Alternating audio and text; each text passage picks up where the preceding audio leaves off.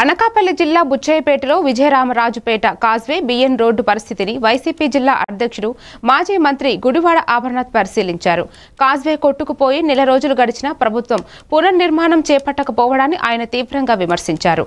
B N రోడ్డుకు 110 కోట్లు, కాజ్వేరుకు 6 కోట్లు మంజూరు చేసిన పనులు నిలిచిపోయారని గుర్తు చేశారు.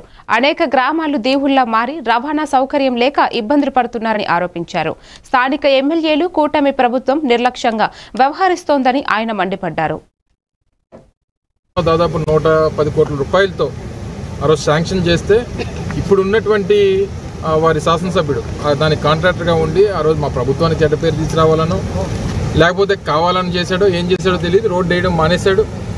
అప్పట్లో ఒకసారి ఈ ప్రధానమైనటువంటి బ్రిటిష్ కాలం నాటి బ్రిడ్జ్ ఏదో పేట బ్రిడ్జ్ అని చెప్పి ఫేమస్గా పిలిచేటువంటి బ్రిడ్జ్ ఏదైతే ఉందో అప్పుడు కొట్టుకుపోతే అప్పుడు ధర్మశ్రీ గారు స్థానిక శాసనసభ్యులుగా నేను మంత్రిగా ఉన్నప్పుడు ఈ ఆల్టర్నేట్ రోడ్ని అప్పటికప్పుడు ఏదన్నా ఫ్లడ్స్ అవన్నీ ఏవి మనం ఊహించుకొని వచ్చినప్పుడు జరిగేటువంటి ఈ కార్యక్రమాల వల్ల తక్షణమే ఫండ్ తీసుకొని వచ్చి ఆల్టర్నేట్ రోడ్ చూపించి ప్రధానమైనటువంటి రహదారి కాబట్టి ప్రజలకి అసౌకర్యం కలగకుండా చేయాల్సినటువంటి బాధ్యత ప్రభుత్వాన్ని.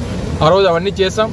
తర్వాత దీనికి ఒక 6 కోట్ల రూపాయలు మెయిన్ బ్రిడ్జ్కి కానీ లేదా 25 కోట్ల రూపాయలు వడ్డాది బ్రిడ్జ్కి కానీ ఆ రోజు ప్రపోజల్స్ అన్ని తయారు చేసి ప్రభుత్వం దగ్గర పెట్టాం. ఈలోపు గవర్నమెంట్ మారిపోవడం 16 నెలలు వారి ప్రభుత్వం వచ్చి సంక్రాంతి కల్లా రోడ్లు పూర్తి చేస్తామన్నారు. ఎక్కడా కూడా ఎవరికి ఇబ్బంది కలిగించమని చెప్పారు. ఈరోజు తీరా చూస్తే కనీసం టోటల్గా రోడ్డు కట్ ఆఫ్ అయిపోయింది. కనీసం ఆల్టర్నేట్ రోడ్డు చేయాల్సినటువంటి ప్రభుత్వానికి బాధ్యత ఉన్నా సరే పట్టించుకున్నటువంటి పరిస్థితుల్లో ఏదో ప్రతిపక్షాలుగా మేము మాట్లాడినప్పుడు లేదా ప్రజలు ఆగ్రహించినప్పుడు వచ్చి కొబ్బరికాయ కొట్టడం 10 రోజులు అయిందట. కొబ్బరికాయ కొట్టి బ్రిడ్జ్ కొట్టుకుపోయి దగ్గర నెల రోజులు అవుతూ ఉంది.